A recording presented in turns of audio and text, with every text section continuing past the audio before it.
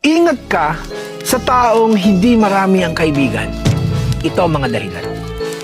Ingat ka sa taong konti lang ang kaibigan, hindi sila malungkot. Mapili lang sila kung sino ang papapasukin nila sa buhay nila. Natuto na sila na hindi lahat ng tao karapat-dapat sa oras at energy nila. Alam na nila na walang sino man ang pwedeng gumambala ng kanilang peace na matagal na nilang binuko. Alam mo ba, yung taong masayang mag-isa, hindi umaasa sa iba para maging buo. Hindi nila kailangan ng kahit ano dahil kaya naman nila itong ibigay sa kanilang sarili. Kaya kapag naglalaro ka ng emosyon, nilalabag mo ang boundaries nila,